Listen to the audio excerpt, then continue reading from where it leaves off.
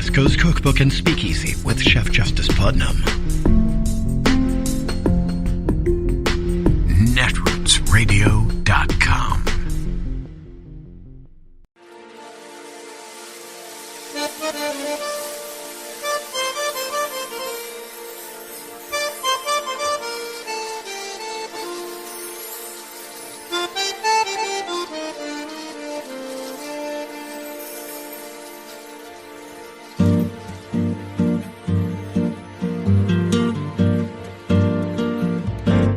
Je voudrais du soleil vert, des dentelles et des théières, des photos de bord de mer, dans mon jardin d'hiver.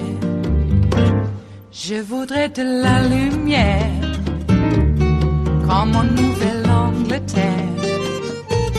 Je veux changer d'atmosphère, dans mon jardin d'hiver. Ma fleur sous la pluie de novembre, tes mains qui courent, je n'en peux plus de t'attendre. Les années passent, il est long, là je tombe. Nul ne peut nous entendre. Je voudrais du Fred Astaire. Congressman Eric Swalwell wants to make sure that the Republicans who gave Donald Trump a pass for his role in inciting the January 6th insurrection are held to account. The video calls out and names the 14 senators who voted to acquit and who are up for re-election next year. This all comes as the FBI is moving ahead with its investigation into January 6th and all the events surrounding it. Just in the last hour, the FBI released new videos related to those pipe bombs that were placed outside the headquarters of the Republican and Democratic Party headquarters the night before the insurrection. The FBI says the person in the hooded sweatshirt is wanted for placing those devices outside the buildings. And the FBI is hoping these videos will generate some fresh tips. Let's bring into our conversation Democratic Congressman Eric Swalwell. The video is brutal, but it all happened in public view. They all repeated those lies on their favorite media channels, and we all tragically watched the insurrection on live TV. You seem to be making the bet that it is not only deadly and dangerous, but it's also terrible politics. Explain. Just because those 14 senators let Donald Trump off the hook does not mean we have to in November 2022. So I'm going to do all I can over the next 2 years to make sure that as many of those 14 senators do not return to Washington. They promoted the big lie and then they acquitted the big lie. And fortunately, I was able to work with 11 films and filmmaker Tracy Falco to make that video. And it's a call to action that we're not helpless. We can do something, and it's time to get to work. You know, look, I'm a former campaign operative, and so I always think about the political ramifications for what seem like really reckless decisions by Republicans. But it seems like for this to be successful on your part, you have to convince people that the lie is just that, a lie. What is your strategy for combating disinformation that is so institutionalized and operationalized by social media and right-wing media? It's that the lie threatens our safety every day, not just my safety and my ability to work for my constituents, and not just the staff and the police officers, but the safety of everyday Americans is threatened when white nationalists are stoked by lawmakers who day after day continue to perpetuate this lie. And Nicole, what is so telling to me is that CPAC conference where many of those senators attended, the number one issue for those conference goers was election integrity. Yeah. And so if you have senators co-signing off on this big lie and still stoking it, you're going to encourage the most extreme among us to take up arms against their government because these senators are saying Joe Biden's not the lawful president, and that's dangerous for all of us. Well, and I think you took this to the natural extension that those extremists are taking it to, which is to make it harder for people to vote. They obviously have made the same political calculation as the rest of us, that if more people vote, they can't win. Is there a need for a nationalized effort to push back and call that out what it is. It seems like in some states where there's a Stacey Abrams, it's an aggressive pushback. But in other states where you're not constantly combating the Republican disinformation, there's not as aggressive of a pushback. Until a lab can clone Stacey Abrams, we have to pass the For the People Act, because the wrong lessons have been learned in Georgia and Arizona and many other states, right, Nicole, where instead of standing on the honorable decision that those states made by certifying the election for a Democratic president, instead they are saying essentially, why don't we just never again put ourselves in the position where we have to certify an election for a Democratic president by making it hard for voters to turn out? And so that's what they're doing. And the only antidote to that is the For the People Act, which is now in the Senate. And I hope they can find 10 senators. We know that probably won't happen. And if that's the case, they need to reform the filibuster. Otherwise, you're going to see an institutionalizing these extreme positions across the country. And it'll be very, very hard to reverse. It strikes me that irony's dead when the people who were against security at the Capitol for the certification of the counting are running on something called election security. I wonder if there needs to be a more blunt and brutal calling out of the BS. I mean, I know you've been willing to go on Fox News, but is there a need now that he's been, acquitted and not held to account to really take on these lies that endanger voting rights? Because if people believe the lies, they're going to believe the solutions to the thing that doesn't really exist. That's right, Nicole. They're not going away, and if we give them a permissive environment to grow, it's only going to be worse. And as I said, it's personal safety, and it's your vote being certified in the 2022 or the presidential election going forward. So the For the People Act fixes that, and then on the practical, functional side of law enforcement, it's really giving law enforcement the resources to attack white nationalism, to understand how people are radicalized, recruited, and then projected onto targets. We have to do all of that. But this ad, Nicole, is really just setting the table for what we all have to do in the years ahead. And we have 14 names, and there's going to be candidates that I'll be working to support to make sure those senators do not return to the Capitol the next time an election has to be certified. It is Wednesday, the 10th of March of 2021, and you are in West Coast Cookbook and Speakeasy. I am your chef de cuisine, Justice Putnam. Gunner the English Bulldog is our snoozing sous chef, and our daily special is Smothered Benedict Wednesdays. Yes, will no one rid us of these, white evangelical televangelist grifters? Boy, we could do a lot less of them, huh? We could. But it looks like it's a growth industry, and at some point there's going to be a saturation, and you'll just have too many of those grifters, and I think they'll have to maybe, a hostile takeover. Sort of like what BuzzFeed did to Huffington Post, okay? Though I was never really happy with the HuffPo anyway, so.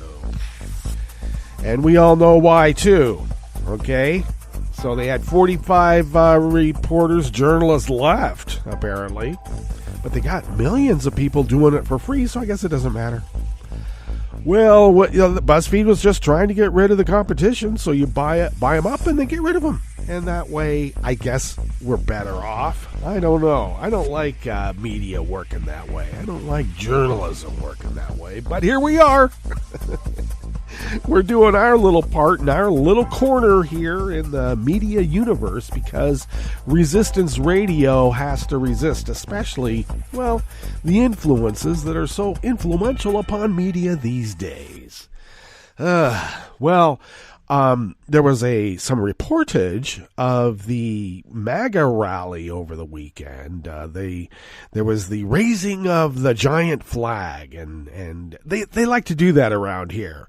Rather than being true patriots, they sew up these giant flags and fly them and say, "Oh, look, we're so patriotic," and then they pretty much try to put the damper on everything that democracy stands for.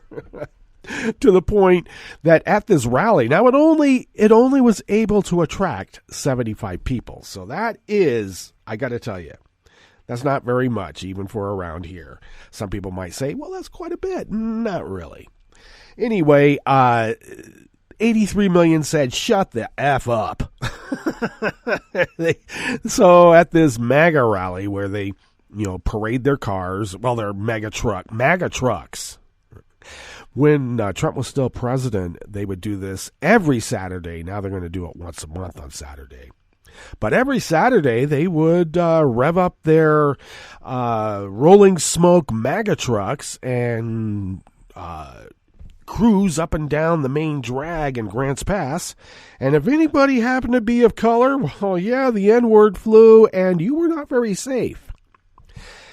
And there wouldn't be much said about it except by us, but we don't matter apparently because according to them, we're a bunch of commies.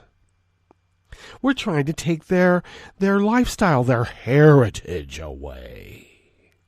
And all the usual tropes were out there. Oh, Trump got a bad deal. He should be president. He got such a bad deal. Well, I got to tell you, you call us commies. We call you Nazis. We're so afraid to do that, aren't we? Because we're liberals, we're Democratic voters. We're not supposed to act like that. Well, you know what? I'm over it.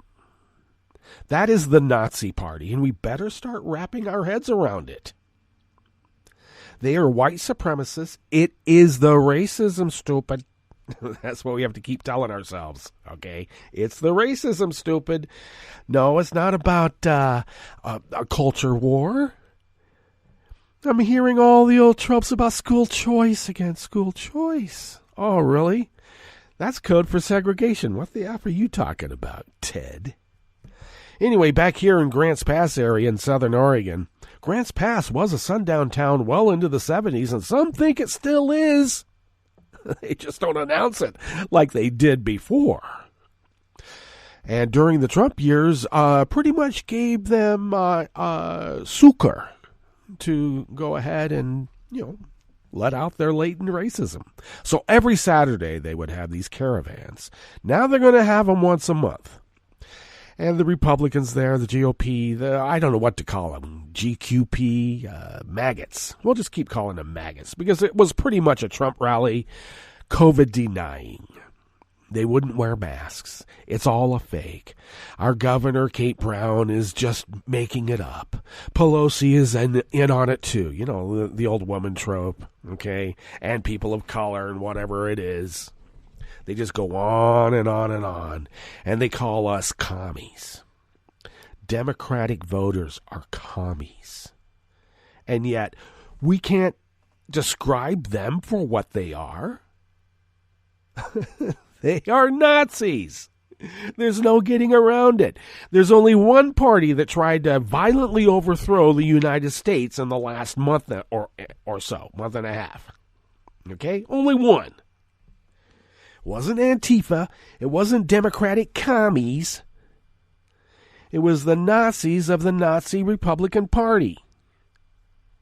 The NRP. The Nazi Republican Party. I think that might have a good ring to it. Unfortunately, they may try to brand it. They probably should, since I think Trump decided to cyber squat on the Republican Party, and now he's going to rake in the money. And I just love the pundits. After they beat up on Joe Biden's dogs, now they're talking about, oh yeah, Kingmaker Trump, he's going to rake in all this money, and then he's going to, put in candidates all over the country to extend his vision. No, he's not. He's going to pocket the money and hightail it to Moscow as soon as the real subpoenas start being issued. Please. So yeah, Joe Biden announced that he's going to be going to Mass quite often, probably even during the week. So they beat up on his dogs and say that he's some sort of, he won't hold a press conference. Well, what did Trump do? He threatened to kill you. What is wrong with this White House press corps? And I got to say, the press in general, okay? Especially, I would call them the access press. Maybe we should define it as such. Because there's not real journalism going on there, but there is access. And I guess the access press had more access? I don't get it. Joe Biden is a good man. There's nothing wrong with his dogs. And yet they're attacking him and his dogs. How dare Joe go to Mass? You got some of the conservative media saying it's all fake. He doesn't really believe it. Yeah, that's because none of them are real true believers. Or when I say true believers, I don't mean mindless. But they are not people of faith. They are grifters, and I will say they are heretics. That's why we want a separation of church and state. Because once we start dealing with that kind of stuff, it's not very good. We'll have like the 100 Years' War, and that didn't turn out very well for everybody involved. We really don't want to go there. No. We don't want to have those kinds of divisions, and I see them happening right now. Because I got to tell you, I think, and no, actually, I know that I know more about theology than every maggot that showed up at that maggot rally on Saturday. How do I know that? Well,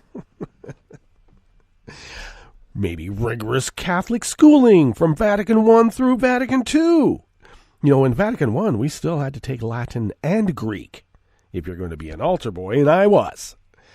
And it was rather rigorous. And it was contemplative as well. There's no boasting about what you did. Of course, as altar boys, your kids anyway, so you're going to do that. But still, the ethos of it is something decidedly different than the bellowing in a bullhorn on a Saturday morning.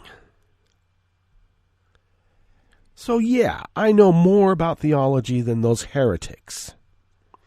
But I'm also an American, and I know that that is a dangerous stance to take. Nothing good comes of it, only bad. That's why we've had a system in which we were pretty much able to function. I know. It wasn't completely pure, but that's why, we're trying to make a more and better government. That's what that great experiment's about. Of course, I'm preaching to the choir. I am so sorry. It's just that this maggot rally just really pissed me off when we have electeds here in Southern Oregon calling Democratic candidates, Democratic voters, and Democratic office holders commies. And yet we fear calling them Nazis because we might be amping up the temperature. Yeah, I know, it will happen. They'll go off the meter. I mean, look what happens when you say, hey, I think you're being a racist right now. Oh, my God, you'll be the racist. They'll talk about you bullying while they've doxed you and sent a bunch of people over to your house to intimidate you. And that's what happened to a journalist here in Southern Oregon by the name of Brad Smith and the Rogue Free Press. The bullies always feel like they are being bullied. It's so high school. We know this dynamic, except now they have guns. So, what other definition? What other geopolitical definition would apply in this case? Nazis. White nationalist Nazis. The only thing missing is a hood. They goose tap pretty good, though, I gotta say. Even in their debilitated, aging state. I thought these guys worked in the military. What is it about Nazis and military also? I'm not saying all military are Nazis, obviously. But what is it about the regimentation that, I don't know, makes Nazis? Or is it the Nazis purposefully infiltrated law enforcement and military rather than the other way around, the chicken and the egg? This has been a long effort. We're seeing the fruition of it. I think we're way past nipping it in the bud. I think we need to throw the whole barrel out and start over. Well, I don't know how we do that, but what's on the rest of the menu here in the Bistro Cafe, part of West Coast Cookbook and Speakeasy? Well, at the top, that was Representative Swalwell vowing to do all he can to make sure those 14 senators who would not certify the election, who were part of the insurrection as it was happening, well, he's going to vow to make sure they never return to Washington, D.C. again, ever. Then on the rest of the menu, the conservative majority on the Supreme Court ruled Clemente Pereida can be deported, and now tens of millions of green card holders could be too. An Iowa Hispanic group filed a lawsuit challenging the state's new voting law, and a reporter for the Des Moines Register testified in her own defense on charges for covering the George Floyd protests last summer. Yeah, if they're going to get a journalist, they've got to make sure they get a woman of color. Yeah, that's what they do. After the break, we move to the chef's table where a provincial hospital overrun by the UK virus variant has put Italy's northern Brescia province on high alert. And Germany hopes that improved relations with the U.S. under President Joe Biden will open the door for a possible joint sanctions policy. A joint sanctions policy? Who might that be sanctions against? China? Russia? Both? All that and more on West Coast Cookbook and Speakeasy. Bon appetit.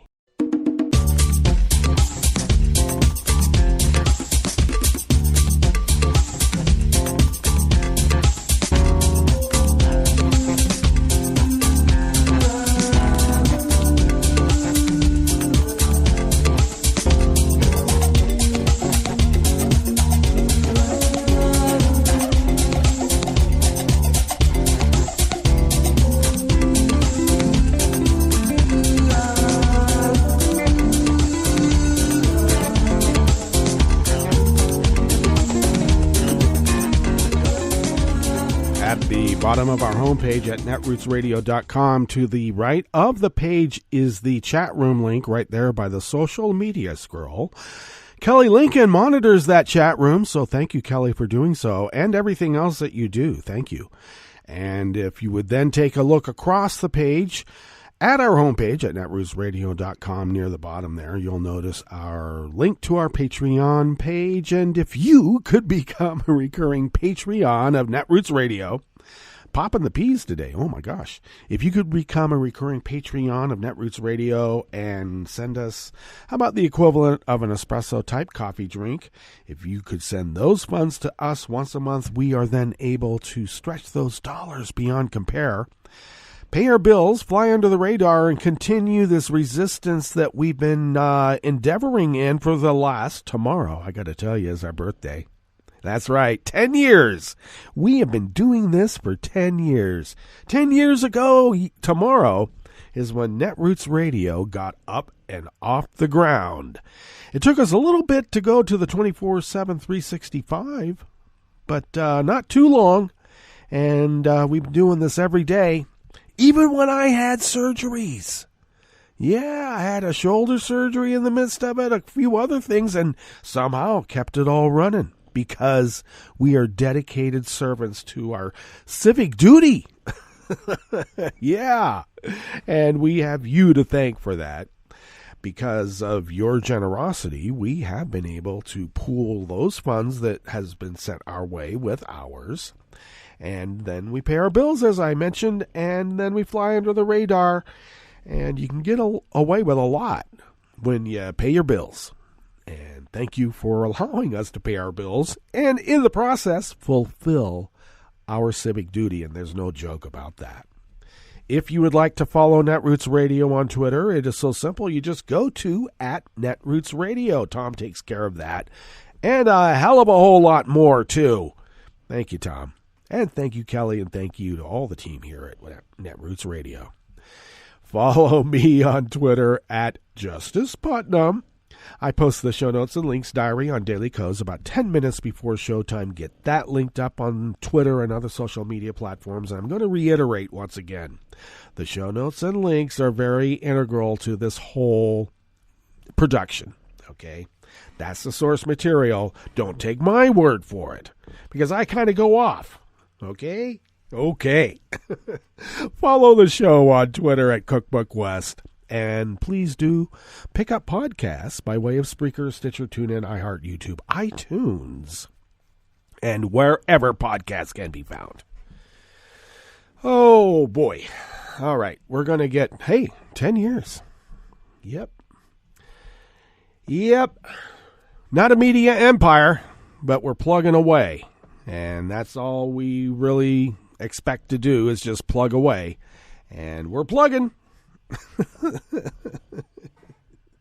I think of all the people that I've crossed paths with over the last 10 years because of being, nominally involved in, the great media enterprise of media. Like fellows like Kurt Schlichter. Yeah, I was on a few panels debating with him. Yeah, Kurt. And then they all get angry when you bring up, there's a lot of Nazi stuff going on here, isn't it? You calling me a Nazi? I don't know, Herr Schlichter.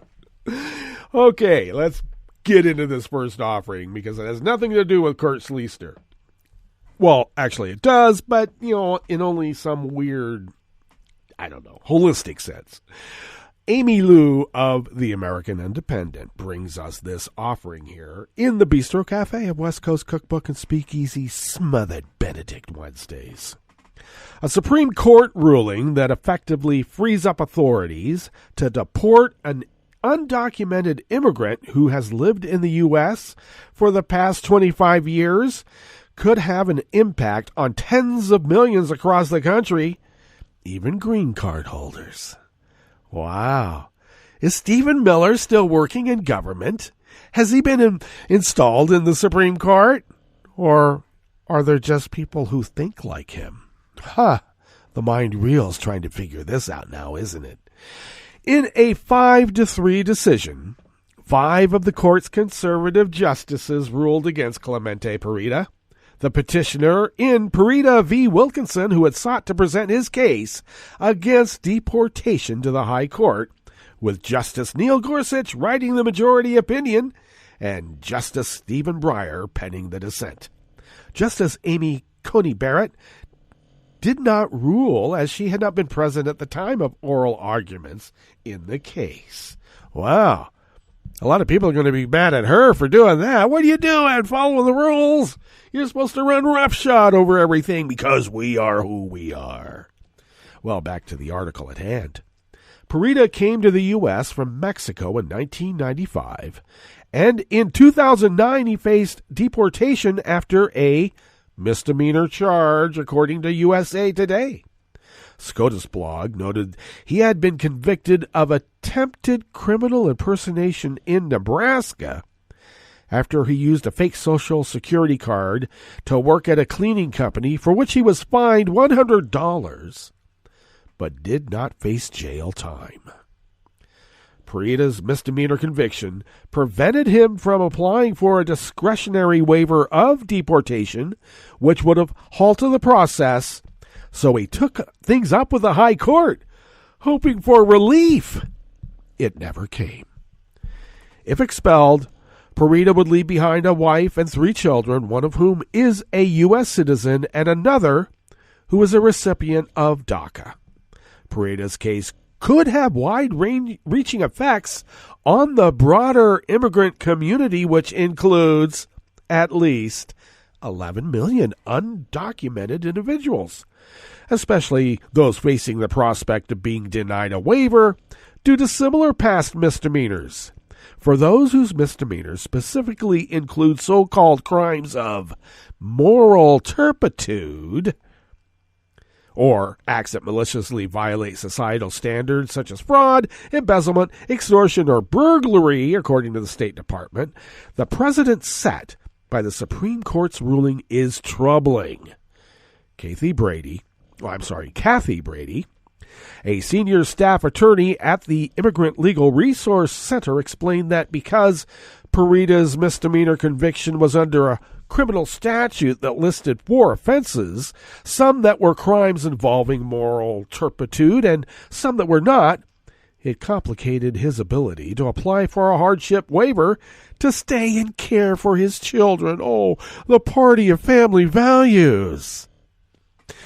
Now, this was important because he was trying to apply for a discretionary waiver of deportation so that he could stay and care for the U.S. citizen child on the grounds that they suffered extraordinary and extremely unusual hardship if he were deported.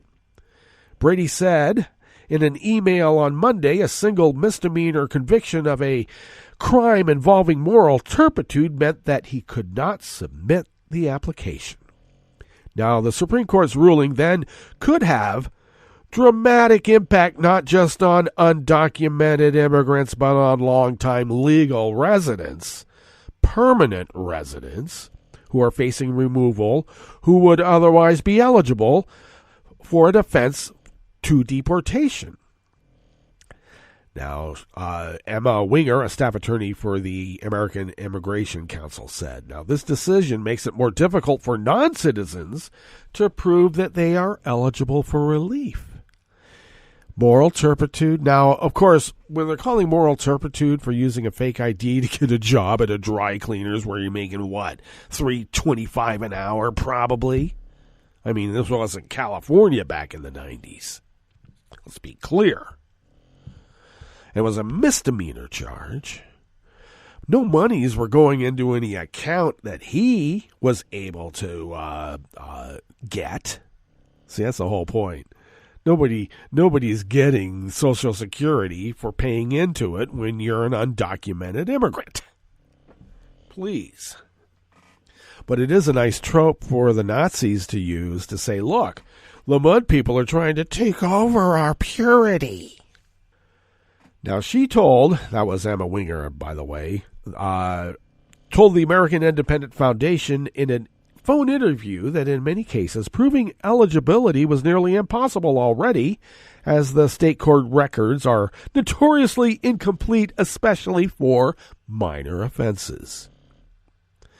So if you're a green card holder, you jaywalked, that could be construed as moral turpitude because it is on the record. Winger said that the ruling also makes it easier for the government to meet its burden of proving that somebody is not eligible for relief because, he's got a misdemeanor on his record. He must be a moral turpitude offender. Muzaffar Christie, director of the Migration Policy Institute at New York University School of Law, said that Pereida's misdemeanor charge was hardly reason to continue with his deportation proceedings.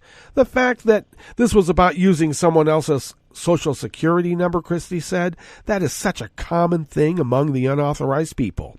He said among the close to 7 million unauthorized workers in the U.S., there's a reasonable assumption that a good section of them are using someone else's Social Security number, and if they are, then they are in the same boat as Pereida was. And I think that's exactly what the Supreme Court had in mind now, isn't it?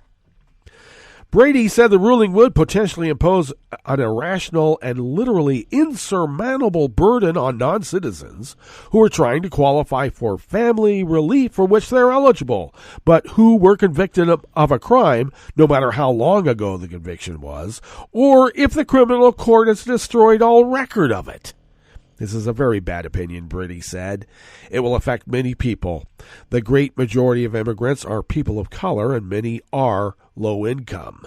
She noted that tens of thousands of immigrants face removal proceedings without counsel, many because they cannot afford a lawyer. Brian Goldman, who represented Pereida in the Supreme Court case, said in an email this week, "We are deeply disappointed in the court's decision, which retreats from a century's worth of precedent on the immigration consequences of past criminal convictions. This results in an injustice to Mr. Pereida, and many other non-citizens in similar positions may now have to prove the unprovable about old minor convictions just to ask for humanitarian relief from removal." Justice Breyer's dissent said it best, Goldman said. This decision is likely to make the administration of immigration less fair and less predictable.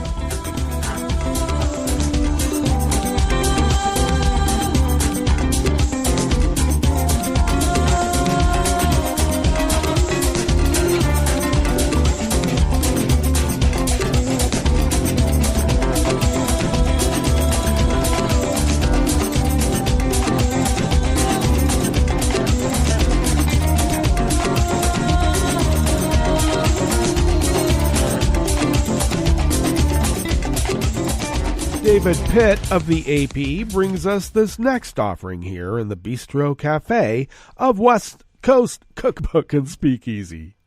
An organization representing Iowa's Hispanic population filed a lawsuit yesterday, Tuesday, challenging new restrictions on voting in the state a day after Governor Kim Reynolds signed the measure into law. The League of United Latin American Citizens, represented by Washington-based voting rights lawyer Mark Elias, filed the lawsuit in state court in Des Moines. The measure, which passed with only Republican votes in the Iowa legislature, includes numerous changes to the state's voting laws that Democrats and advocacy groups said will make it harder for minority, elderly, and disabled voters to cast ballots. Among the changes, the law shortens the time for voters to cast mail ballots, reduces days voters can request a ballot, and shortens the time polls are open on Election Day. Because they want to have all the results in by midnight. Anything that comes in after dark is from the vampires. The lawsuit claims the new law, which Reynolds signed on Monday, creates an undue burden on the fundamental right to vote, citing numerous violations of voters' constitutional rights. Republicans in the House and Senate quickly approved the changes over the opposition of all Democratic legislators. Republicans said the rules are needed to guard against voter fraud, though they noted Iowa has no history of election irregularities except, wow, why are all these black people voting? Why? Reynolds said election integrity must be protected, claiming the law provides election officials with consistent parameters for Election Day, absentee voting, and database maintenance. So we got to make sure black people don't vote.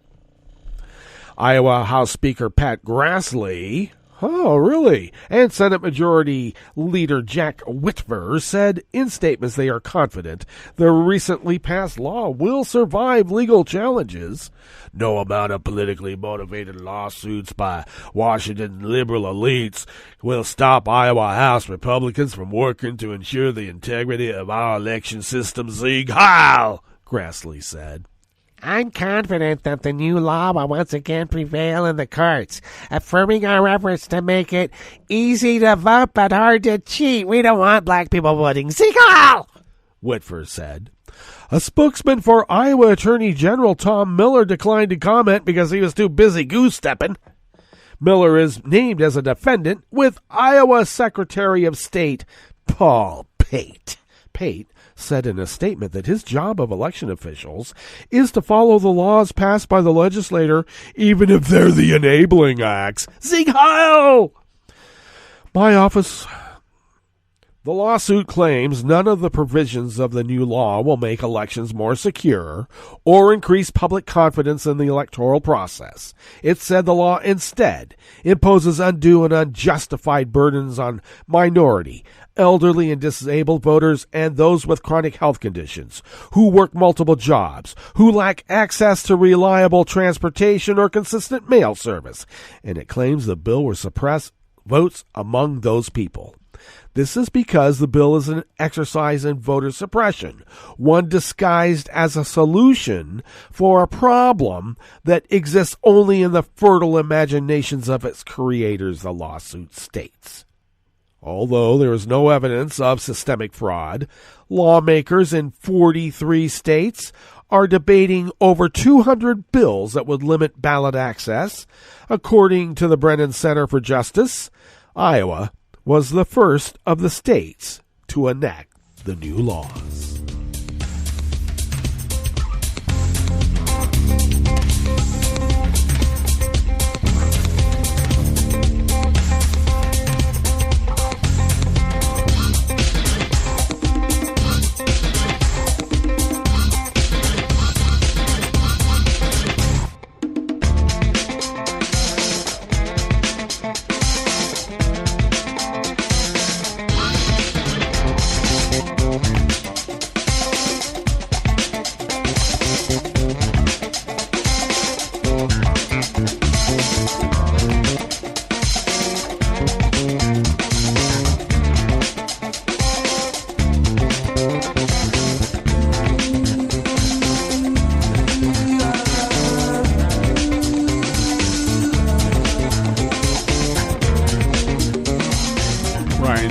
Foley of the AP brings us this final offering here in the Bistro Cafe of West Coast Cookbook and Speakeasy, Smothered Benedict Wednesdays. An Iowa journalist recounted getting pepper sprayed and arrested while covering a protest for racial justice last year, testifying in her own defense at her trial on charges stemming from the incident. Des Moines Register reporter Andrea Sahuri told jurors she was running away from a scene where riot police had shot tear gas and were advancing to disperse protesters outside a mall in Des Moines, Iowa. She said that after she rounded the corner of a Verizon store, she saw an officer charging at her and put her hands up. I wasn't doing anything wrong, Sahuri said. I said, I'm press. He grabbed me, pepper sprayed me, and said he was doing so. And said as he was doing so, that's not what I asked. Oh, it's all about compliance then, isn't it? Hell, cop. Sahuri said the pepper spray was extremely painful and made her think she was going to go blind. Sahuri's testimony came on the second day of a trial in which Sahuri and her former boyfriend, Spencer Robnett, are charged with failure to disperse and interference with official acts. The case has drawn widespread criticism from media and human rights advocates, I would say domestic and abroad, who call the charges an attack on press freedom. The pair face fines and potential jail time if convicted of the misdemeanors. George Lawrence McClellan on Tuesday reserved a ruling on the defense's motion for an acquittal and could issue one from the bench today. A 6-member jury is expected to begin deliberations later this morning. Body camera video played for jurors before Sahuri's testimony backed up her account, showing that she was temporarily blinded and hurting from pepper spray, and repeatedly told police she was a reporter. The Freedom of the Press Foundation called the video powerful evidence that Sahuri was, quote, arrested while doing her job, reporting on historic protests, end quote, and should have never faced prosecution. Indeed. All right, let's get to a short break, and when we get back from said short break, we will go through weather from around the world, and we will finish up with the stories that we've curated for you today. You were listening to West Coast Cookbook and Speakeasy, and we will be right back. You are listening to netrootsradio.com. Please hang up and try again.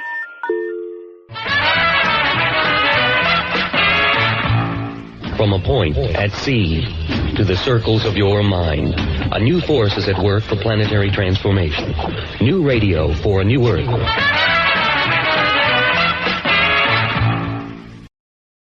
This is Take Two Movie Review. I'm Mike Friend. This week, 21st Century Grapes of Wrath. While the story in the adapted screenplay Nomadland isn't similar to the Steinbeck novel or John Ford film of last century, one can't help but note certain parallels. Both are set in the American heartland, and the action in both stems from massive economic displacement, which causes the characters to question their place in a remote and evolving system. Nomadland follows Fern, a victim of the Great Recession. In 2011, the real-life town of Empire, Nevada was abandoned, its zip code deleted, when the U.S. gypsum plant there closed due to a lack of demand for sheetrock after the construction industry collapse. Following the death of her husband and with few prospects, she sells her possessions and hits the road in search of work, which very much defines her self-worth. She finds gigs okay, it's the gig economy, right? At an Amazon fulfillment center, in kitchens and agriculture, as well as fellowship on the road amongst the similarly situated. The film is very much a window into the world of, as Fern emphatically notes, the houseless, not the homeless. Besides one overtly political monologue at a nomad encampment, these folks' desperation is left unstated, leaving one to wonder how in America. In the movie's second half, though, it becomes clear that, unlike some of Fern's compatriots, she has choices, and it's here that the documentary lean gives way to a more conventional dramatic narrative. Frances McDormand becomes Fern for director Chloe Zhao. Most of the other characters are real-life nomads, used perfectly in the spectacularly shot gem. In Grapes of Wrath, there were messianic characters and a physical exodus portrayed. After all, a better day was coming. 80 years later, though, in Nomad, it's hard to see that it has. But for the Nomads, the road goes on. This has been Take Two Movie Review. I'm Mike Friend. Catch up with us at take2moviereview.com and feed us back on our channel on YouTube.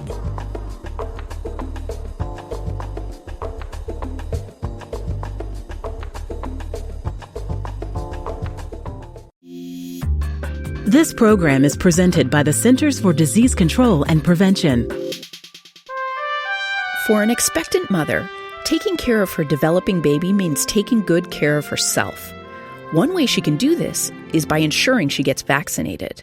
If a woman is or might be pregnant during flu season, it's especially important to get her annual flu shot, preferably before the end of October.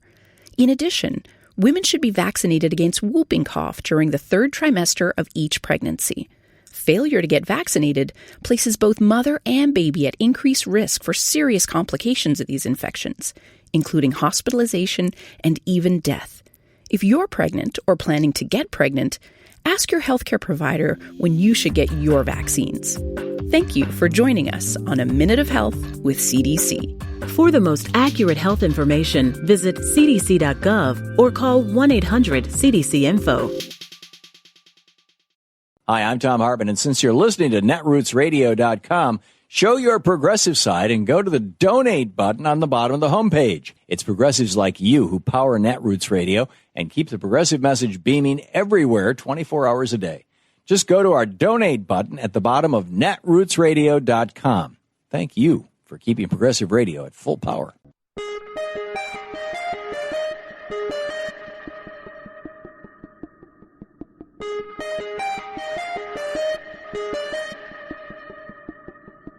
The proposed United States Citizenship Act of 2021, introduced in the House and Senate in February, would create a path to citizenship for most of the 11 million people living in the United States who don't have documents. Soy Javier Luengo Garrido, organizador de la ACLU de Massachusetts, y este es el Minuto de Libertades Civiles con el abogado de ACLU, Bill Newman. The proposed process would not be a simple or guaranteed one, and for most people it would take 8 years. An individual would apply for temporary legal status, which would require passing a criminal and national security check and proof that they've paid all their taxes. After that, they'd have to live and work in the country for 5 years, after which, if all is in order, they could apply for a green card. Then, after 3 more years, if they pass additional background checks, demonstrate proficiency in English and U.S. civics, they could apply for citizenship. Dreamers, those here under temporary protective status, and certain farm workers could apply for a green card without waiting the 5 years, although all the other requirements would apply. There is another exception. Long-term residents recently deported could also apply and might be granted an exception for family unity and other humanitarian reasons. There are many important parts of this proposed legislation, but as the debate on the bill begins, could we please start with an agreement on the need to pass this core provision of a path to citizenship? El Minuto de Libertades Civiles es posible gracias a ACLU, porque la libertad no puede defenderse a sí misma. I'm Rick Smith, and this is Labor History in 2. On this day in labor history, the year was 1925. That was the day the first civil lawsuit for damages was filed on behalf of the Radium Girls. During the 1910s and 20s, radium was all the rage. It was considered a medical cure-all for everything from blindness to asthma. The U.S. Radium Corporation employed hundreds of young women in New Jersey and Illinois to paint radium onto watch dials and military instruments. Women workers were instructed to shape the paintbrushes to a fine point with their lips in order to paint the numbers onto the watch faces. They soon fell ill. Many complained of losing scores of teeth and shattered and rotting jaws. The death toll began to rise. U.S. Radium and other related companies initially tried to smear the women as suffering from syphilis. Catherine Wiley of the New Jersey Consumers League began investigating the use of radium by dial painters. She was also concerned about how emissions affected the community surrounding the plant. Wiley enlisted the help of Alice Hamilton, mother of industrial medicine and occupational toxicology. The chief medical examiner of Essex County determined the women suffered from radium exposure. They were exhaling radon gas. The findings were earth-shattering for the industry. Case proceedings were highly publicized in the press. Extremely frail and sick young women appeared in court, barely able to walk or testify. The company agreed to settle the case. $10,000 for each woman, a $400 a year pension, and medical care. Women at the Ottawa plant suffered for years before finally learning the truth about their job-related illnesses. The case impacted fields related to occupational safety and health. It also fundamentally broadened scientific understanding of radioactive elements. Like what you hear? Check out more at laborhistoryin2.com.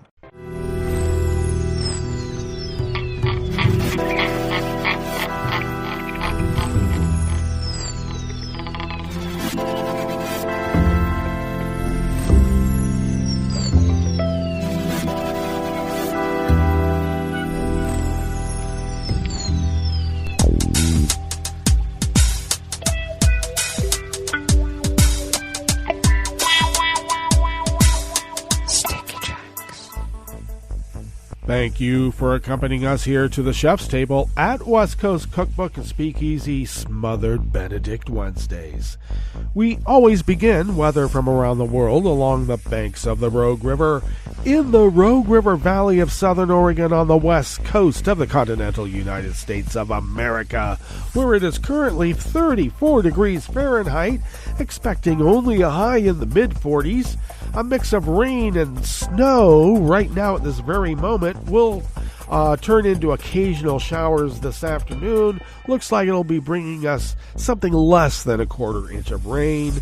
Rain showers this evening as winds will be light and variable both today and tonight. Overcast skies, lows around 35, possible mix of rain and snow, but mostly rain, expecting something less than a quarter inch. And then sun and a few passing clouds tomorrow with a high near 55, winds light and variable. Confirmed cases of coronavirus in Jackson County in the southern part of Oregon have now increased to 8,654, and one more notched dead at 119. Pollen is still rated as none here in the Rogue River town proper. I should note that there is a CDC study that says that pollen may be a carrier of the virus. So even if you don't have any allergies, be careful. So wear a mask. Air quality index in the region is good at 26 parts per million, and the daytime UV index is moderate and gone up a notch to 4. Barometric pressure is falling at 29.91 inches, visibility is down to 4 miles, and relative humidity is at 96%. Weather from around the world is brought to you by a crowd of crowdsourced weather stations that a crowd crowdsources from around the world. London is 47 with a rain shower. Paris is 50 degrees and sunny. Rome is 60 degrees and sunny. Kyiv is 30 and fair. Kabul is 50 and cloudy. Hong Kong is 64 degrees and partly cloudy. Tokyo is 45 and clear. Sydney, Australia is 72 and mostly cloudy. San Francisco, California is 43 with a rain shower and a flood watch. And New York is a bright 51 degrees Fahrenheit and sunny. And that is weather from around the world, brought to you by a crowd of crowdsourced weather stations that a crowd crowdsources from around the world.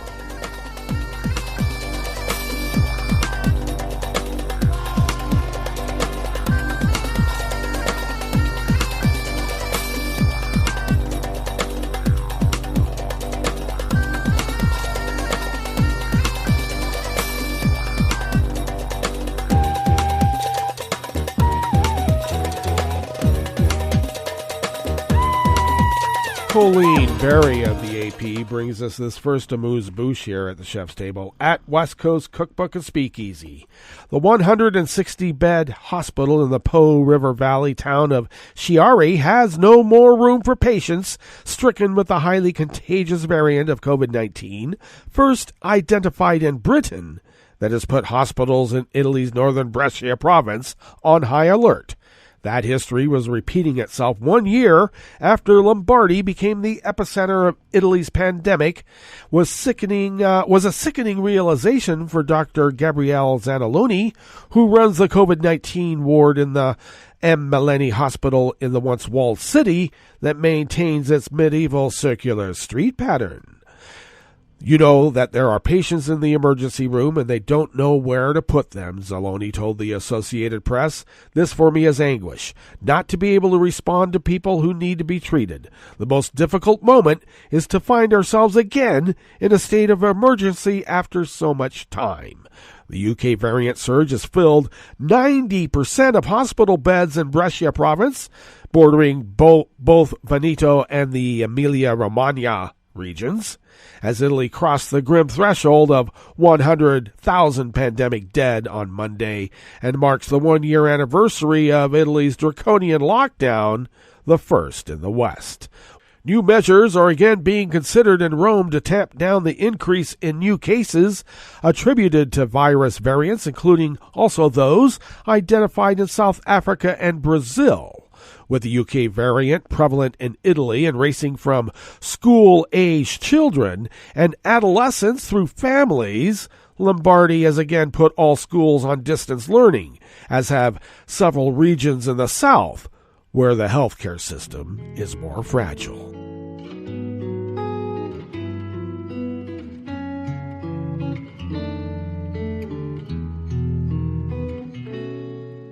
Je te donne c'est mon amour pour la vie entière, la promesse de me trouver à tes genoux. Aussitôt que tu m'appelles, rester toujours fidèle, c'est tout, c'est tout. Je te donne tous mes printemps, mes étés de mer, mes automnes quand les feuilles tombent partout.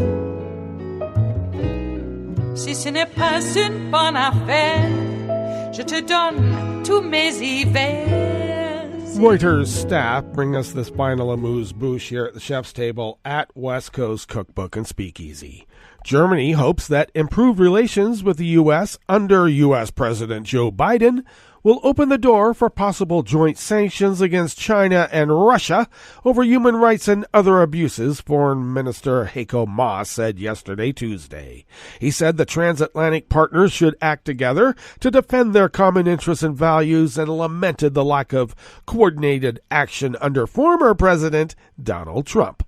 Trump's presidency was marked by intense pressure on Germany over his failure to meet defense spending obligations as mandated by the NATO military alliance, Germany's insistence on buying Russian natural gas, and trade policies. Trump also angered European powers by pulling out of the 2015 nuclear deal with Iran, reached when Biden was vice president in Barack Obama's administration, as well as exerting pressure to ban China's Huawei from European 5G networks. Germany has imposed sanctions on Russia with its EU partners over Moscow's arming of separatist forces in Ukraine and attacks on opponents of President Vladimir Putin. Chancellor Angela Merkel has defended the almost completed Nord Stream 2 pipeline to bring Russian gas to Germany as a commercial project.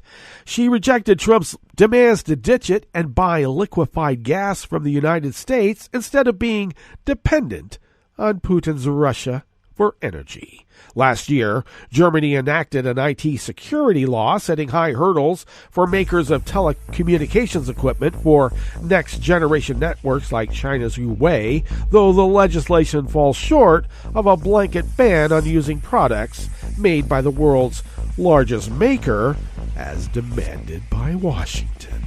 Okay, that brings us to the end of our broadcast. period for the day. But you do know Netroots Radio will broadcast on. And we're going to meet up tomorrow for Metro Shrimp and Grits Thursdays. So do stay tuned to Netroots Radio all day and all night for all the breaking news as it breaks. And we'll meet up here tomorrow, right here in West Coast Cookbook and Speakeasy. Bon appetit.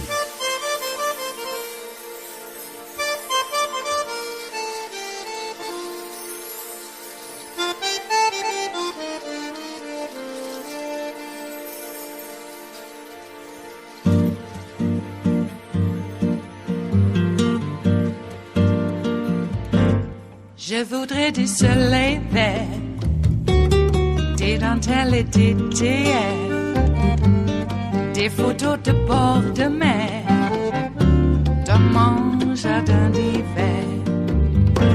Je voudrais de la lumière, comme en Nouvelle-Angleterre. Je veux changer d'atmosphère, dans mon jardin d'hiver. Robe à fleurs, sous la pluie de novembre, tes mains qui courent, je n'en peux plus de t'attendre. Les années passent, qu'il est loin, là je tombe. Nul ne peut nous entendre. Je voudrais du Fred Astaire, revoir un latte Goël. Je voudrais toujours te plaire dans mon jardin d'hiver. Je veux déjeuner par terre, comme au long de golfe clair, t'embrasser les yeux ouverts dans mon jardin d'hiver.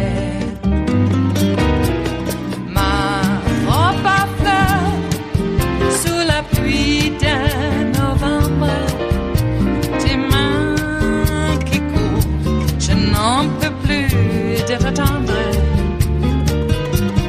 Les années passent, il est loin, là je tombe. Nul ne peut nous entendre. Ba-da-da-dum-di-da-dum. Ba-da-da-dum-di-da-dum. Ba-da-da-dum-di-da-dum. Dans mon jardin d'hiver. Ba-da-da-dum-di-da-dum.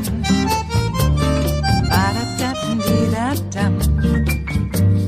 Ba-da-da-dum-di-da-dum. Dans mon jardin d'hiver. Dans mon jardin d'hiver.